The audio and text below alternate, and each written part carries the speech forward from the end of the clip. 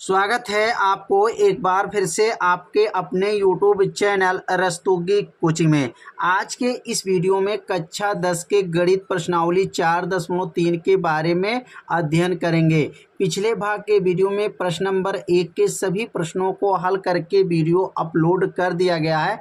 यदि उस भाग का वीडियो आप सभी विद्यार्थी नहीं देखे होंगे तो प्लेलिस्ट में वीडियो है, वहां से जाकर के वीडियो को देख सकते हैं। इस भाग में प्रश्न नंबर 2 से लेकर के आगे के सभी प्रश्नों को हल करके आज के वीडियो में बताया जाएगा और एक एक प्रश्न को जो है आप सभी विद्यार्थी अपने कॉपी में नोट करते चलिएगा, जिससे आपका एक नोट्स भी बनता रहेगा।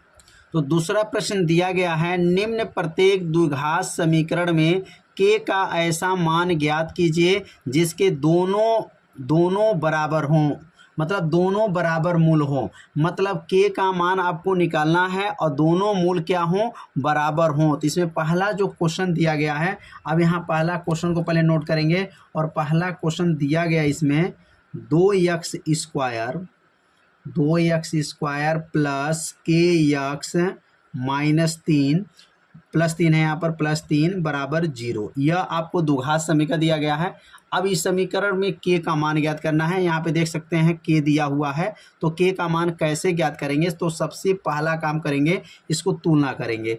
किसे तुलना होगा? ax square plus bx plus c बराबर 0 से क्या करेंगे? तुलना कर लेंगे। तुलना करने के बाद यहाँ पर a का मान, b का मान और c का मान निकाल लेंगे। तो तुलना कर लेंगे और तुलना करने पर यहाँ पर आ गया मान। अब a का मान क्या है तो यहाँ पर नोट कर लेंगे। a का मान जो है, a बराबर क्या दिया गया है तो a बराबर 2 है और b बराबर क्या है, k है, और c बराबर क्या है तो c बराबर 3 दिया गया है। तो पहले a b c का मान निकल गया। निकलने के बाद यहाँ पर कहा गया k का ऐसा मान ज्ञात कीजिए जिनके दोनों बराबर मूल है। तो यहाँ पे लिखेंगे मूल बराबर होने का नियम। मूल बराबर होने का नियम। तो मूल बराबर होने का नियम क्या पढ़े हैं? बताया गया, पिछले वीडियो में भी बताया गया था। मूल बराबर होने का नियम सूत्र क्या है? तो यहाँ लिख देंगे मूल बराबर होने का जो नियम का सूत्र होता है, b स्क्वायर माइनस 4ac होता है, बराबर क्या होता है? 0 होता है। b स्क्वायर माइनस 4ac किसके बराबर? 0 के बराबर हो जाए तो मूल क्या होते हैं? बराबर माना जाता है। अब यहाँ b का मान क्या है? तो b का मान यहाँ k है, k स्क्वायर हो जाएगा, माइनस 4 हो गया। a का मान क्या है? तो a का मान 2 है और c का मान क्या है? तो 3 है, बराबर 0 हो गया। अगला स्टेप k का स्क्वायर हो गया, 4 दूनी 8 और 8 में 3 का गुणा करेंगे तो 8 3 24 बराबर क्या हो गया? 0 हो गया। अब ये 24 माइनस 24 को जब पक्षांतर कर देंगे तो k बराबर क्या हो जाएगा? करनी में 24 हो जाएगा। अब 24 को जब तोड़ा जाएगा तो 24 को कैसे तोड़ सकते हैं? तो यहाँ पर लिख सकते हैं 2 दूना 4, 4 दूना 8 और 8 3 24 हो गया। अब यहाँ पे जोड़ा जब बैठाएंगे तो देखेंगे यहाँ पे इसका तो जोड़ा बैठ गया और यहाँ पे भी जोड़ा नहीं बैठ पा रहा है और यहाँ पर भी जोड़ा नहीं बैठ पा रहा है। जब जोड़ा नहीं बैठ पाएगा तो इसमें से बाहर जो है इसको करने में दिक्कत होगा। तो इसमें सिर्फ केवल बाहर कौन आएगा? तो k बराबर बाहर कौन आएगा? 2 बाहर आ जाएगा और अंडर रूट में क्या बच गया? 2 गुणे 3 बच जाएगा। 2 गुणे 3, क्यों यहाँ 2 गुणे 3 बचा है? क्योंकि इसका जोड़ा नहीं लग पाया। तो k बराबर क्या हो गया? और ध्यान दीजिए, जब इस करनी से बाहर मान निकालते हैं, जब भी करनी से बाहर निकलेगा तो आगे चिन्ह क्या लगता है? प्लस माइनस चिन्ह लगाते हैं। अब यहाँ प्लस माइनस चिन्ह इसलिए लगाते हैं क्योंकि यहाँ पर मूल जो होते हैं 2 होते हैं, इसलिए एक प्लस चिन्ह होगा और एक क्या होगा? माइनस चिन्ह हो जाएगा। तो यहाँ पे लिखेंगे प्लस माइनस 2 हो गया और 2 तिहाई क्या हो गया? 6 हो जाएगा। तो k का मान क्या आ गया यहाँ पर? प्लस माइनस 2 करनी में 6। यही इसका क्या हो जाएगा? आंसर हो जाएगा। प्लस माइनस चिन्ह लगाने का क्या अर्थ है कि मूल एक धनात्मक होता है तो एक क्या होता है? ऋणात्मक होता है। तो यहाँ इस प्रश्न में k का मान पूछा गया था और मूल बराबर है, तो मूल बराबर होने का सूत्र है b स्क्वायर माइनस 4ac बराबर क्या होता है? 0 होता है। यहाँ b का मान भर दिया गया, 4 है, यह a का मान है और ये c का मान है। गुणा कर दिया गया, 24 को पक्षांतर कर दिया गया। वर्ग जब हटेगा, याद रखिए जब वर्ग हटेगा तो रूट लग जाता है, अंडर रूट करनी लग जाएगा और 24 को तोड़ के जोड़ा बैठा लीजिए। जिसका जोड़ा बैठ जाएगा, बाहर आ जाएगा और प्लस माइनस चिन्ह लग जाएगा। तो पहला क्वेश्चन जो है आप लोग अच्छे से समझ गए होंगे। तो अब सीखेंगे इसका दूसरा प्रश्न। तो दूसरा प्रश्न यहाँ पे नोट करेंगे। अब दूसरा प्रश्न क्या दिया गया है, तो प्रश्न दिया गया के यक्स है कोष्टक में यक्स माइनस 2 प्लस 6 दिया गया है बराबर 0। अब इसमें पहले द्विघात समीकरण बनाएंगे, पहले इसमें गुणा करेंगे। के यक्स में यक्स का गुणा होगा तो के यक्स का स्क्वायर होगा, और के यक्स में 2 का गुणा करेंगे माइनस 2 के यक्स हो जाएगा प्लस 6 हो जाएगा बराबर 0 हो गया। के एक्स का गुणा एक्स में करेंगे तो के एक्स का स्क्वायर होगा, के एक्स में 2 का गुणा करेंगे माइनस 2 के एक्स होगा प्लस 6 हो जाएगा। अब इसमें तुलना करेंगे, किससे तुलना करेंगे, A X square plus B X plus C बराबर 0 से क्या करेंगे तुलना करने पर। अब यहाँ पर तुलना जब कर लेंगे तो ए का मान बी का मान और सी का मान पहले निकाल लेंगे।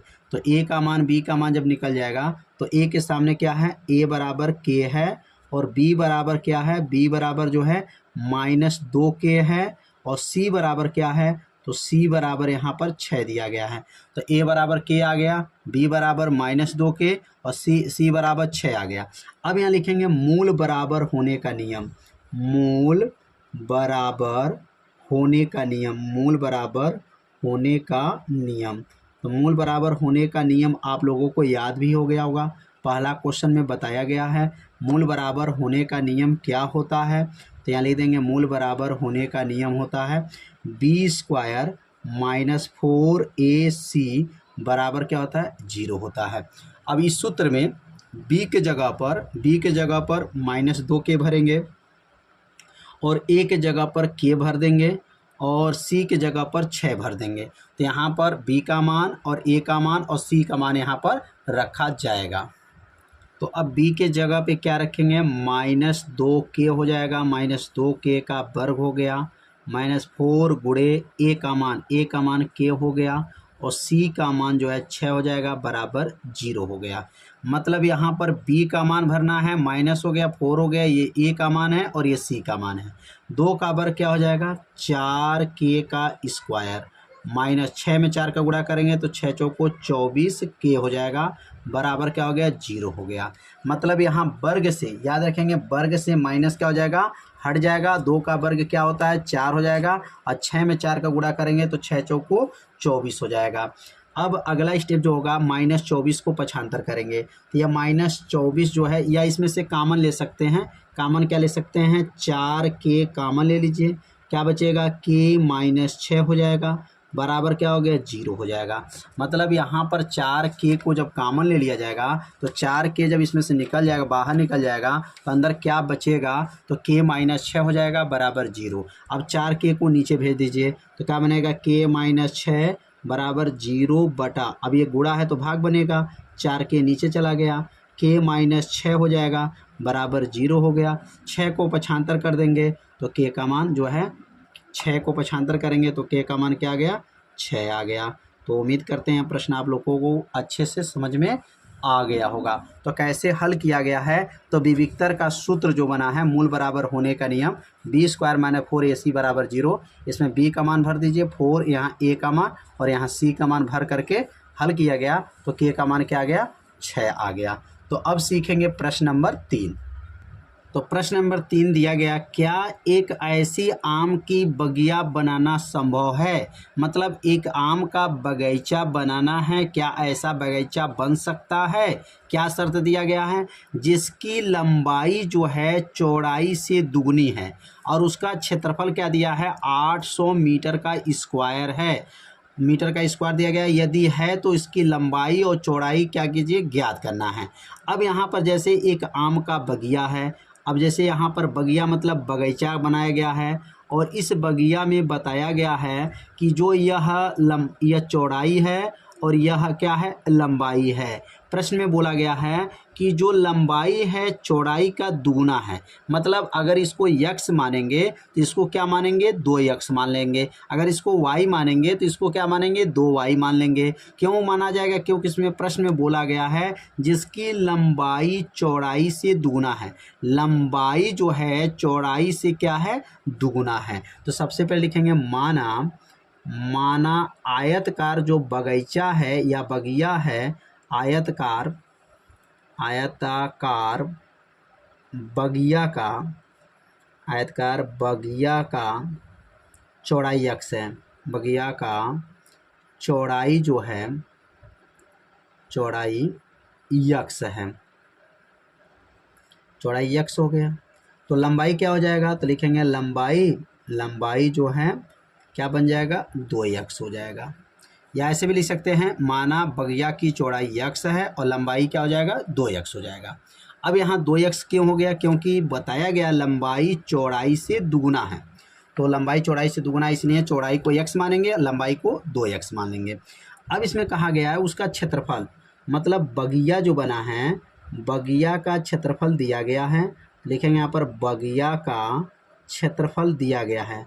और बगिया का क्षेत्रफल कितना दिया गया प्रश्न में?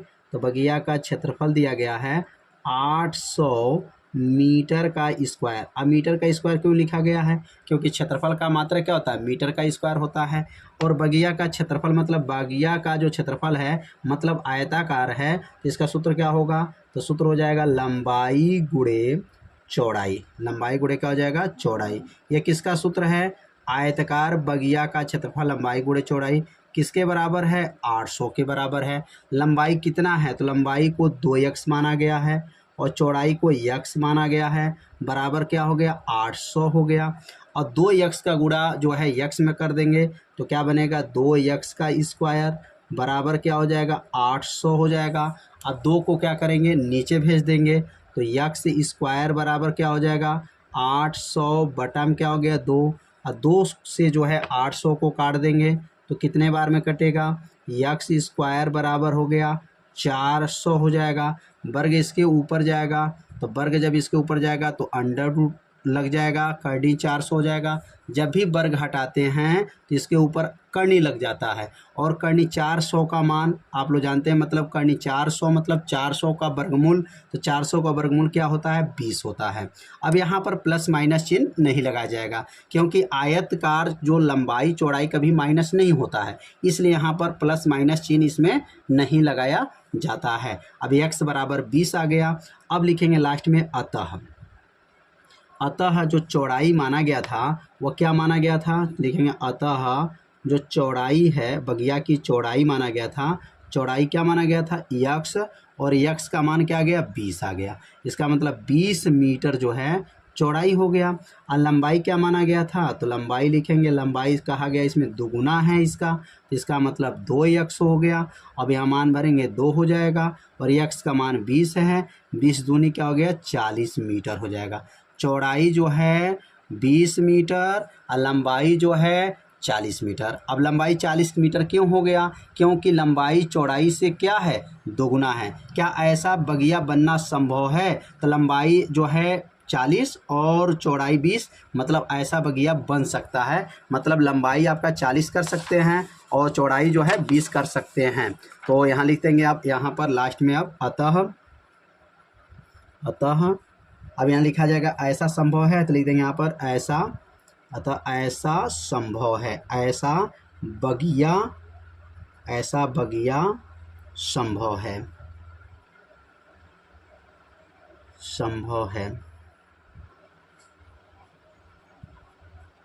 संभव है। ऐसा बगिया जो है आप बना सकते हैं। लंबाई जो है 40 कर सकते हैं, चौड़ाई 20 कर सकते हैं। तो प्रश्न नंबर 3 जो है आप लोगों को अच्छे से समझ में आ गया होगा। तो अब सीखेंगे प्रश्न नंबर 4। तो अब अगला प्रश्न है, क्या निम्न स्थिति संभव है? यदि है तो उसकी वर्तमान आय ज्ञात कीजिए। कह रहे क्या ऐसा जो है बनना आपको संभव है? आपको नीचे प्रश्न दिया गया है, आपको बताना है क्या अगर ऐसा संभव अगर है तो उनकी वर्तमान आय को आपको ज्ञात करना है। अब यहाँ 2 मित्र हैं। अब कहा गया 2 मित्रों की आयु का योग क्या है? 20 वर्ष है। 4 वर्ष के पूर्व उनकी आयु वर्षों का गुणनफल क्या है? 48 था। बताना है उनकी उम्र क्या है। तो सबसे पहले लिखना पड़ेगा कि माना पहले मित्र की जो उम्र है ये x है। लिखेंगे यहाँ पर माना पहले मित्र की उम्र, माना पहले मित्र की जो आयु है, पहले मित्र की आयु क्या मान लेते हैं, आयु इसको मान लेते हैं यक्स है। तो पहले मित्र की आयु यक्स हो गया। अब दूसरे मित्र की आयु क्या हो जाएगा, लिखेंगे दूसरे मित्र की जो आयु है, दूसरे मित्र की आयु क्या हो जाएगा, अभी दोनों के उम्र का योग 20 होना चाहिए, तो 20 माइनस यक्स हो जाएगा। अगर दोनों के उम्र को जोड़ेंगे तो किसके बराबर हो जाएगा, 20 के बराबर होगा। यक्स से यक्स कट जाएगा, 20 के बराबर हो गया। तो माना पहले मित्र की आयु यक्स हो गया और दूसरे मित्र की आयु क्या होगा, 20 माइनस यक्स हो जाएगा। अब 4 बरस के बाद, कितने बरस के बाद, 4 वर्ष पूर्व, 4 वर्ष अगर पूर्व की बात करते हैं, 4 वर्ष पूर्व पहले मित्र की आयु क्या होगा, तो 4 वर्ष पूर्व पहले मित्र की जो आयु होगा, मित्र की आयु 4 वर्ष पूर्व अगर मित्र की आयु की बात करते हैं तो पहले क्या था, यक्स था और 4 वर्ष पूर्व कह रहा था, पूर्व में माइनस होता है, याद रखिएगा, पूर्व में माइनस और बाद में क्या होता है, अगर बाद कहा रहता तो प्लस होता है। तो 4 वर्ष पूर्व पहले मित्र की आयु यक्स माइनस 4 हो जाएगा और 4 वर्ष पूर्व, 4 वर्ष पूर्व दूसरे मित्र की आयु, दूसरे मित्र की आयु क्या हो जाएगा, तो 4 वर्ष बाद जो है पूर्व दूसरे मित्र की अगर आयु की बात करते हैं तो दूसरा जो मित्र है उसकी उम्र क्या था, 20 माइनस एक्स था, 20 माइनस एक्स है और 4 वर्ष पूर्व कहा गया है, इसमें से 4 को क्या करेंगे, घटा देंगे। क्यों माइनस हुआ है, पूर्व रहता है तो माइनस हो जाएगा, पहले रहता है तो प्लस हो जाएगा। तो यहाँ पर पहले मित्र एक्स था और दूसरा मित्र क्या है, 20 माइनस एक्स। अब 20 माइनस एक्स में से घटा देंगे तो क्या बचेगा, 16 माइनस एक्स हो जाएगा। यह दूसरे मित्र की उम्र आ गया, कितने वर्ष के पूर्व, 4 वर्ष के पूर्व। अब इसको कहा गया है प्रश्नानुसार में कि उनका दोनों का गुणनफल जो है, प्रश्नानुसार में दोनों का गुणनफल 48 है। तो लिखेंगे प्रश्नानुसार दोनों मित्रों का गुणनफल, लिखेंगे यहाँ पर 4 वर्ष पूर्व, 4 वर्ष पूर्व दोनों मित्रों का गुणनफल, दोनों मित्रों का गुणनफल, दोनों मित्रों का गुणनफल, दोनों मित्रों का गुणनफल किसके बराबर है, तो गुणनफल जो बताया गया है वह 48 के बराबर है, तो यहाँ 48 हो जाएगा। अब यहाँ पर 4 वर्ष पूर्व मतलब पहले मित्र, पहले मित्र क्या है, यक्स माइनस 4 है और दूसरा मित्र क्या है, 16 माइनस यक्स है, बराबर क्या है, किसके बराबर, 48 के बराबर हो जाएगा। 4 वर्ष पूर्व दोनों मित्रों का गुणनफल प्रश्न में क्या बोला गया था, 48 कहा गया था। अब यहाँ पर पहले मित्र हो गया और ये दूसरे मित्र हो गया, दोनों का गुणनफल हो गया। अब कितने वर्ष के पूर्व है, तो 4 वर्ष पूर्व पहले मित्र, 4 वर्ष पूर्व दूसरे मित्र। अब यक्स का गुणा 16 में करेंगे तो यह हो जाएगा 16 यक्स हो जाएगा और यक्स में एक्स का गुणा करेंगे तो यक्स स्क्वायर हो जाएगा। 16 में 4 का गुणा करेंगे तो 64 हो जाएगा और 4 में एक्स का गुणा करेंगे तो प्लस जो है 4 यक्स हो जाएगा, बराबर क्या है, 48 हो जाएगा।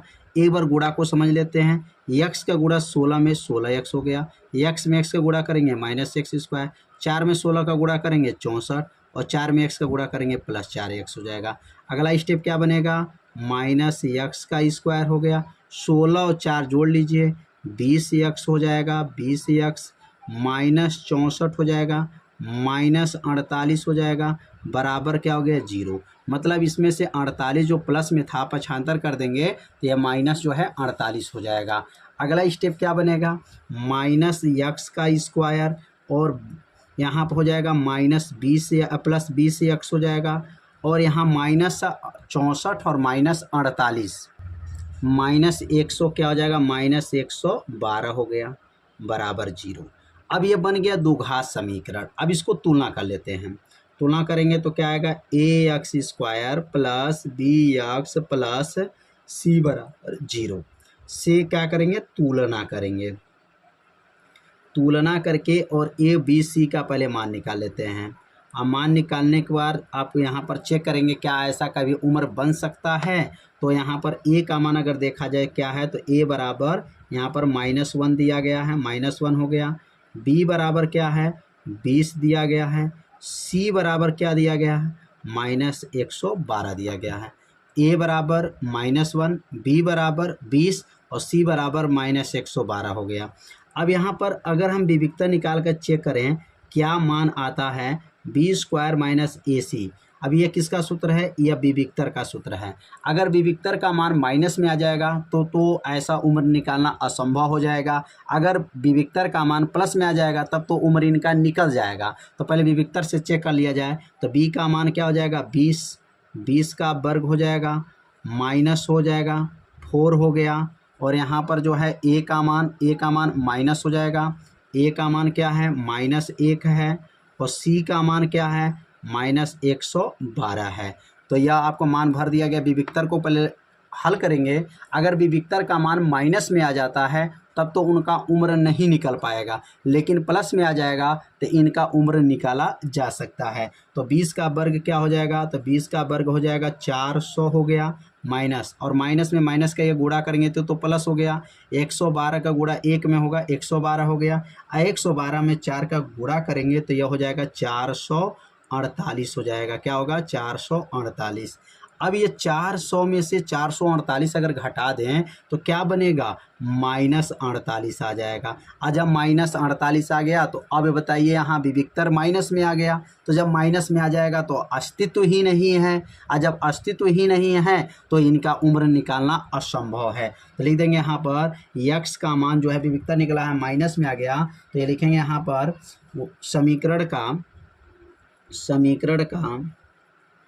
समीकरण का कोई अस्तित्व नहीं है। समीकरण का क्या लिखेंगे यहाँ पर, कोई अस्तित्व नहीं है, कोई अस्तित्व। आप कहेंगे अस्तित्व कैसे नहीं है, क्योंकि माइनस में आ गया। माइनस नहीं चाहिए, विविक्तर माइनस जब आ जाएगा तो इस समीकरण का अस्तित्व नहीं है।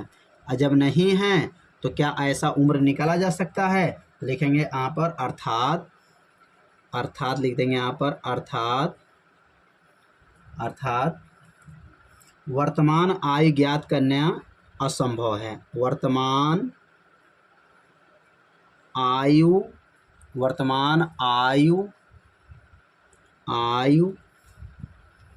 ज्ञात करना संभव नहीं है। अब संभव क्यों नहीं है, क्योंकि यहाँ पर जब विविक्तर को निकाला गया तो यहाँ पर मान क्या आ गया, माइनस में आ गया। -48 जब माइनस आ जाएगा तो यहाँ पर अस्तित्व ही नहीं है। और जब अस्तित्व नहीं है तो इनका वर्तमान आयु ज्ञात करना क्या है, संभव नहीं माना जाएगा। तो उम्मीद करते हैं यह प्रश्न आप लोगों को अच्छे से समझ में आ गया होगा। तो अब सीखेंगे लास्ट प्रश्न। लास्ट प्रश्न को अच्छे से समझिएगा और बढ़िया सी से अपने कॉपी में नोट भी करते चलिए, जिससे आपको अच्छे से समझ में भी आता रहेगा। तो अब लास्ट प्रश्न क्या है, तो अगला प्रश्न है, क्या परिमाण 80 मीटर तथा क्षेत्रफल 400 मीटर का स्क्वायर का एक पार्क को बनाना संभव है, यदि उसकी लंबाई चौड़ाई ज्ञात कीजिए। तो अब कह रहा है कि इसमें प्रश्न में बताया गया कि अगर परिमाप 80 मीटर का है, कोई पार्क है, और परिमाप किसे कहते हैं, तो ध्यान दीजिए यहाँ से लेकर के इस लंबाई को और इस लंबाई को और इस लंबाई को अगर जोड़ दें, पूरे चारों ओर का लंबाई को जोड़ दें तो उसी लंबाई को क्या कहा जाता है, परिमाप कहा जाता है। तो यहाँ से लेकर के ऐसे सीधे जाइए, फिर से इधर आइए, फिर मुड़िए, फिर इसके पास आ जाइए। तो परिमाप कितना दिया है, 80 मीटर दिया है और इसका पूरा यह एरिया है, बीच का एरिया कितना है, 800 मीटर का है। तो यहाँ बताना है क्या ऐसा जो है आपका पार्क बना सकते हैं। तो यहाँ लिखेंगे हाँ, मतलब बना सकते हैं, नहीं बना सकते हैं वो लास्ट में पता चलेगा जब समीकरण को हल करेंगे तब। तो यहाँ सबसे पहले लिखेंगे कि माना यह पार्क की लंबाई x है। लिखेंगे माना पार्क की जो लंबाई है वह x है, पार्क की लंबाई, और पार्क की लंबाई क्या मान लेंगे, x है, लंबाई x हो गया। तथा लिखेंगे यहाँ पर, तथा चौड़ाई मान लीजिए, तथा चौड़ाई को क्या मान लेते हैं, y मान लेते हैं। चौड़ाई क्या है, y है। तो अब यहाँ पर लंबाई x मान लिया गया, यह लंबाई हो गया और ये चौड़ाई हो गया। अब बताइए पार्क का परिमाप कितना दिया गया है, 80 मीटर दिया गया है। तो यहाँ लिखेंगे यहाँ पर पार्क का परिमाप दिया गया है, पार्क का परिमाप दिया गया है।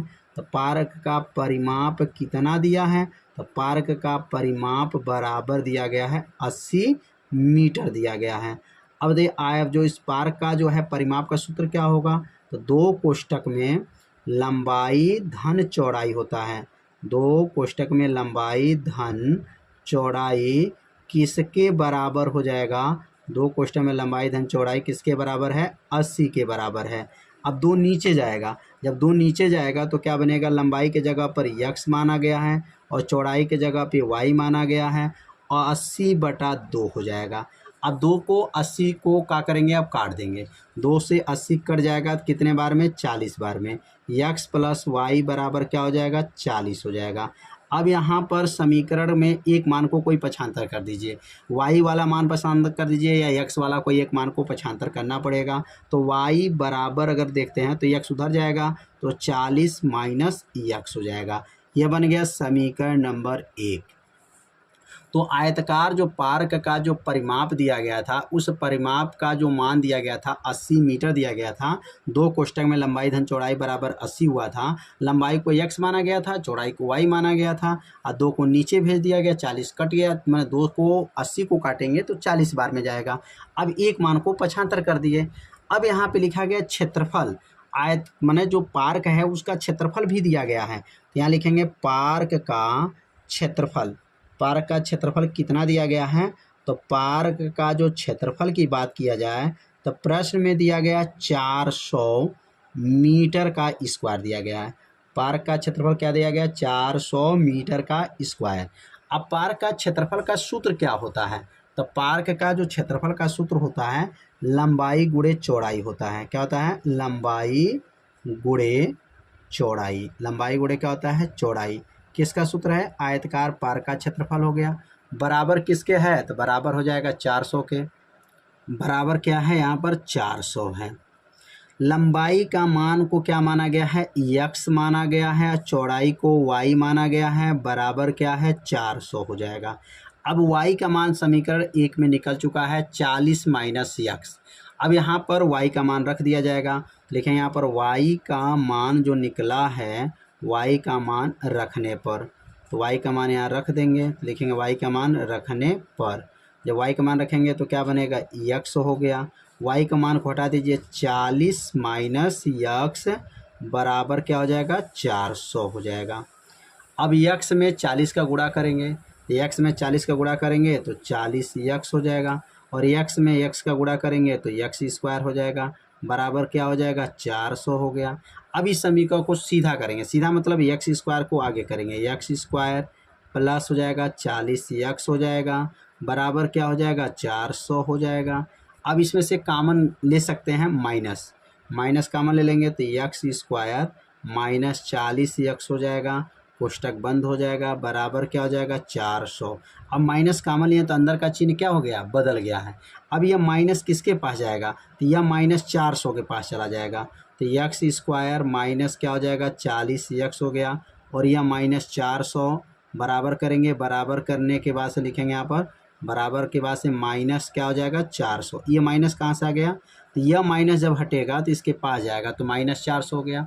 अब ये माइनस 400 को जब पक्षांतर करेंगे तो x स्क्वायर माइनस 40x है और इधर आएगा पक्षांतर करने पर तो प्लस 400 हो गया, बराबर 0।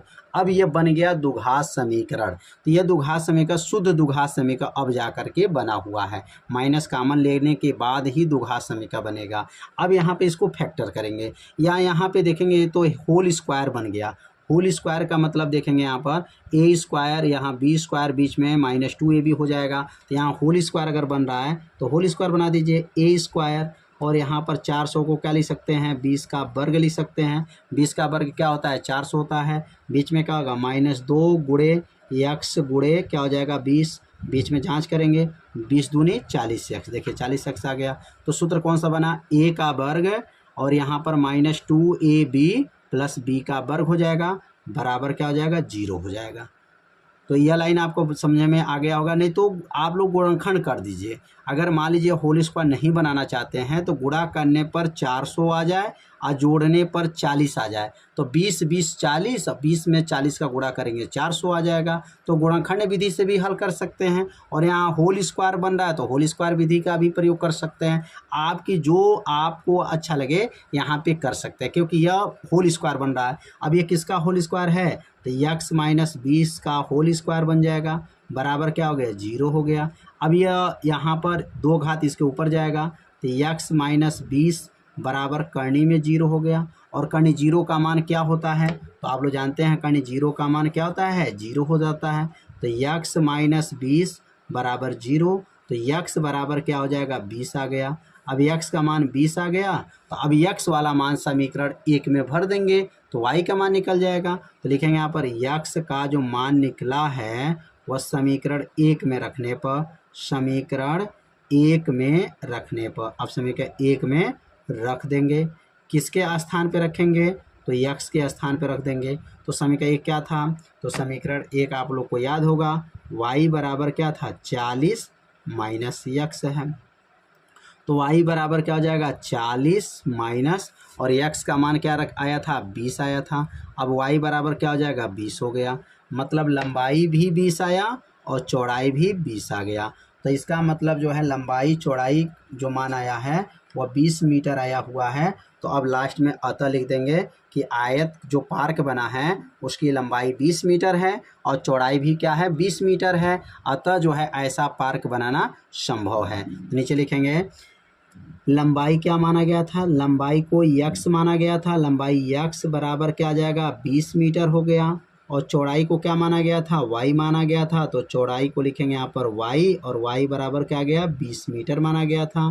तो लिखेंगे ऐसा, अतः लिख देंगे यहाँ पर अतः ऐसा पार्क जो है बनाना संभव है, ऐसा पार्क जो बनाना है पार्क बनना संभव है, मतलब ऐसा पार्क बना सकते हैं, संभव है। अब थोड़ा नीचे जगह नहीं है तो इसलिए जगह नहीं है तो थोड़ा सा जगह न होने की वजह से जो है आप लोग सेंटेंस को बना लीजिएगा कि लंबाई को x माना गया था 20 मीटर आ गया, चौड़ाई को y है 20 मीटर आ गया, तो 20 मीटर लंबा 20 मीटर चौड़ा पार्क बन सकता है, अतः ऐसा पार्क बनाना संभव है। तो उम्मीद करते हैं यह प्रश्नावली आप लोगों को अच्छे से समझ में आ गया होगा। यदि समझ में नहीं आया होगा तो वीडियो को एक बार और देखिएगा जिससे आपको अच्छे से समझ में आ जाएगा। अब अगला पार्ट जो बनेगा समांतर श्रेणी बनेगा, यह चैप्टर पूरा कंप्लीट करा दिया गया। तो समांतर श्रेणी जो चैप्टर है उसका जो वीडियो को आप लोग जरूर देखिएगा, क्योंकि वह पाठ बहुत ही महत्वपूर्ण पाठ माना जाता है। तो आज का वीडियो जो है इतना ही रहेगा, मिलते हैं अब अगले भाग में। तब तक के लिए सभी विद्यार्थियों को नमस्कार।